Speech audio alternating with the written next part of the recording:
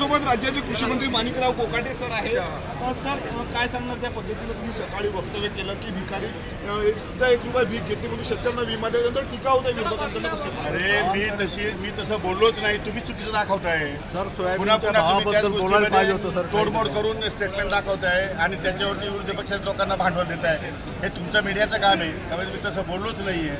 मी जे बोलायचं ते मी आता त्याचा खुलासा केला आहे, तुम्ही त्याच्यावरून घ्या। दानवे म्हणाले की शेतकऱ्यांचेच ते पैसे मी बोललेलो नाही, त्याच्यामुळे ते शेतकऱ्याच्या कामाचे पैसे का नाही हे कोणी सांगण्याची आम्हाला आवश्यकता नाही। आम्हाला कळतं शेतकऱ्याचे पैसे आहे की नाही कामाचे, आम्हाला माहिती आहे ते। त्यामुळे तुम्ही तोडमोड करून या ठिकाणी दाखवू नका।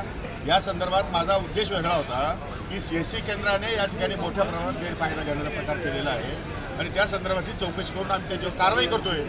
हे प्रकार घडू नये भविष्य काळामध्ये, म्हणून त्यामध्ये सुधारणा करण्याची आवश्यकता आहे आणि सुधारणा करण्यासाठी आम्ही कमिटी नेमलेली आहे। ती कमिटीचा अहवाल आल्यावर त्यावेळी सुधारणा करण्यात येईल। नक्कीच आपण जर पाहिलं तर हे कृषी मंत्री माणिकराव कोकाटे होते, ज्या पद्धतीनं त्यांनी वक्तव्य केलं त्या वक्तव्यानंतर विरोधकांनी त्यांच्यावर टीका केलेली आहे। परंतु माझं जे वक्तव्य आहे ते मीडियाने तोडमोड करून दाखवलं, माझ्या बोलण्याचा तसा अर्थ नव्हता, अशी प्रतिक्रिया जी आहे ती कृषी मंत्री माणिकराव कोकाटे यांनी दिलेली आहे। कॅमेरामॅन अनिकेत सह मी स्वप्नील उमाप, TV9 मराठी, अमरावती।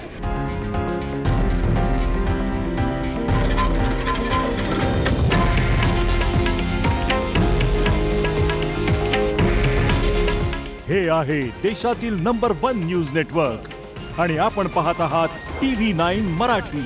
काळजी तुमची, हित महाराष्ट्राचं।